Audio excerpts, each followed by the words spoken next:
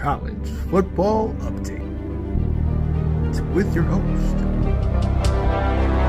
Sean Spencer and Alex Loosemore.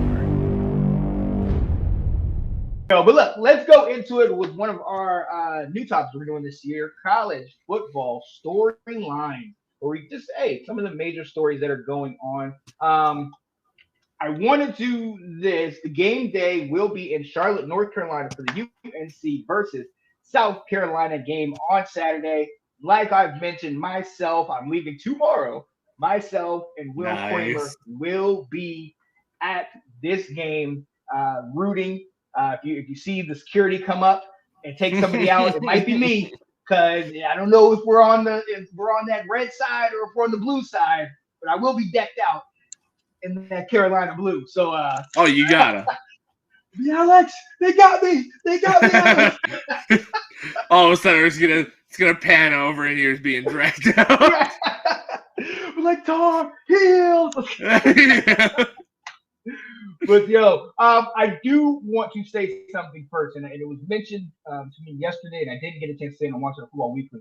I do want to send out prayers and just well wishes to University of North Carolina. For those of you that don't know, over I think the last 2 or 3 days ago, there was a shooting. A professor was actually shot by a student at the university. He has since been apprehended and is in custody right now. But obviously, I mean, in this day and age, when it's becoming too consistent every week, every month, we're hearing about some kind of shooting, and it's almost becoming a weird norm for some of these people, some of the students. So, prayers to all of them for sure. And I am glad we're going to Charlotte, which isn't that far, but at the same time, it is a neutral site for both of us. So we both can be here for this. And I'm going to tell you something, Alex. I'm very excited about this game.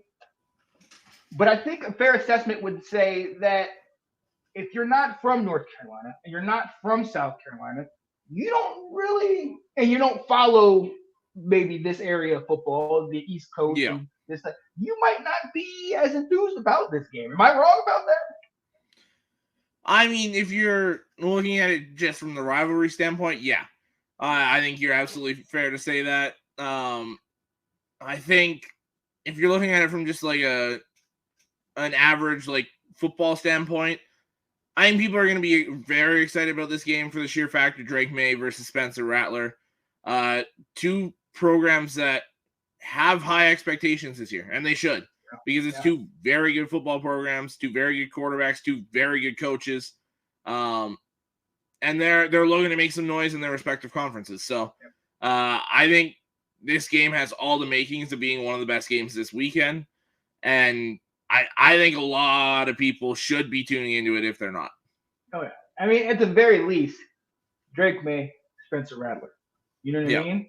Two premier quarterbacks. Obviously, we know our feelings about Drake May. Spencer Rattler is somebody that I think has gotten a bad rap. I've been one of the people that's been on his case, but but a lot of this and a lot of these guys will find out in the future, it isn't as much about your ability. A lot of these guys can play, but it's about the system. And if you get with a coach that believes in you, him being over there with Beamer, I think is the best thing to happen to him. Kind of similar to how Hendon Hooker, his whole career in college changed when he got with Josh Heupel. It's just they mesh and they work very well together. So I think that is going to be great. And then the fact that game day is coming to a North Carolina game. Let's go. Yeah. I love that, man. Come on. Well, and that's great for schools that typically don't get those kind of games. Because, I mean, let's be real. Game day is typically reserved for Alabama, for Georgia, for Michigan, Ohio State, and those teams that are the original blue blood schools. And for it to go like last year when they went to Jackson State, we had to go to Montana. Now like North Carolina, South Carolina, like it's going different places, and I think it's only good for college football because you're showing different parts of the country, different campuses, and showing some love to some teams that deserve it. So I think it's great. Oh yeah, it's about damn time, Yeah. man. But yo, this rivalry is dubbed the Battle of the Carolinas. It's been going on since 1903. Of course, my Tar Heels lead the series 35, 20, and 4. But South Carolina has got the last victory. They beat us in the Mayo Bowl, the Duke's Mayo Bowl, I think it is. Yeah. 38-21. That's when Coach Beamer got the mayo all on him. I couldn't do that. I'd be like, nope, No. nope. We're tanking the game because I'm just not getting doused with mayo. I'm sorry. Yeah.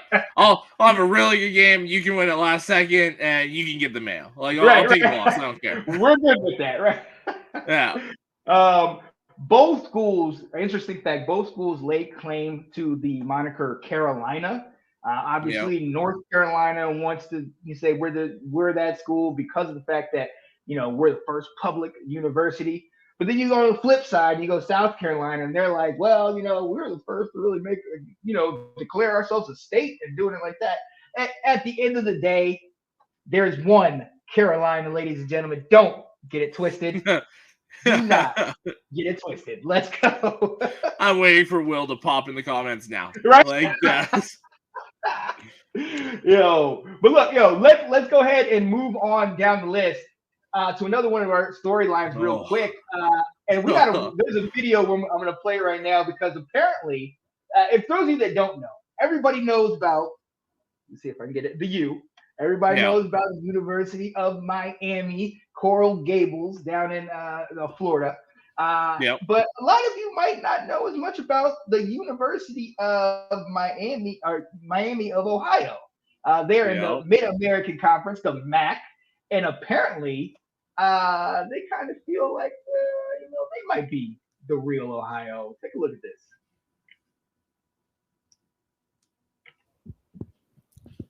Are you and the guys excited to try and prove once and for all who's the real Miami?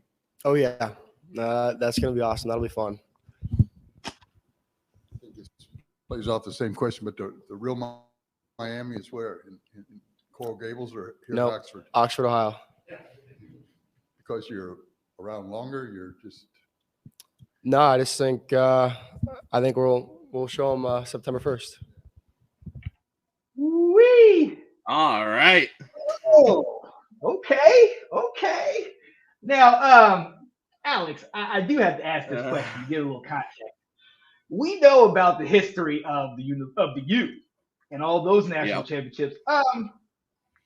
Does Miami of Ohio have anything to speak of in their history that they can really talk like this? No, not really. I mean, we just went back the last 20 years. Yeah. They had maybe 3 seasons of 8 wins or more. Yep. Now, I think it was 2007, I want to say, is when they finished top 10. Yeah. No, 2003, they were, what did we say, 10-1 or something like that? It was like 20 years ago. And then they finished, like 2010, they finished 10-4, I think it was. 2007 they were 6-7. That's right. Yeah. 2006 2-10, 7-4. Oh. 13-1 in 2003 and finished 10th in the AP poll. That's their best year in the last 20 years. Was 20 years ago. So yeah, it's not good. I mean, 8-5 the year after that, 7-4, slowly declined 2-10. Yeah. 6 what were they last year? Last year they were good. Last year was, I just gotta scroll back through. 0-12 in 2013, 2-10 2014. Consistent like 500 or just under from 2015 to like 2019-ish. They had one 8-win season in there. Last year they were 6-7. Okay. The year before that they were 7-6. Yeah, they lost the Bahamas Bowl last year to UAB, 24-20. Okay, all right. Well, not the great. year before They won the Frisco Football Classic Bowl, Hey, 27-14 over North Let's go. Texas. You know about that Frisco Classic? Let's go. 2019, because obviously no bowl in 2020. Hmm. They lost the Lending Tree Bowl, 27-17 versus Louisiana. Hmm. But yeah, Wow. they also won the MAC that year at 8-5 at that point. Okay.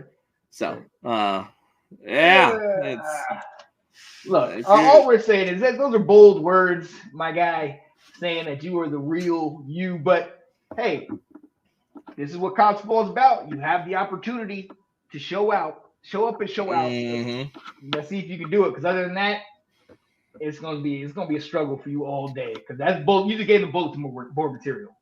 Now, to be fair, we don't know who Miami's starting quarterback is. Very true. Are they going to throw Tyler Van Dyke back out there and just hope he can become what they thought he was going to be? Or are they going elsewhere? We don't know. From what I've seen, looking at some of the, the ACC, preseason stuff, it seems like it's his job to lose.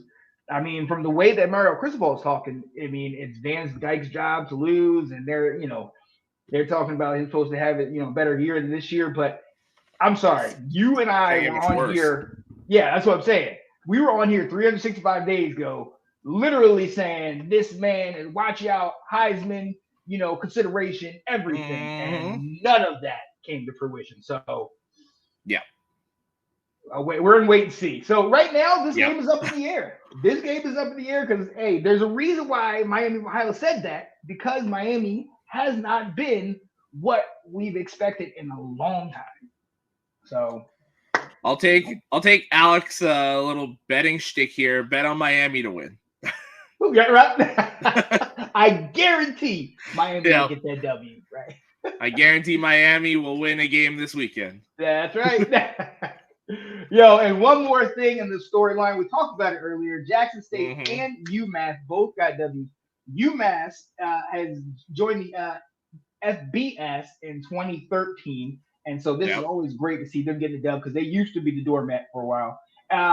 In FBS and FCS, they consistently were in the semifinals and getting to the championship, and that's what Division II though. You know what I mean?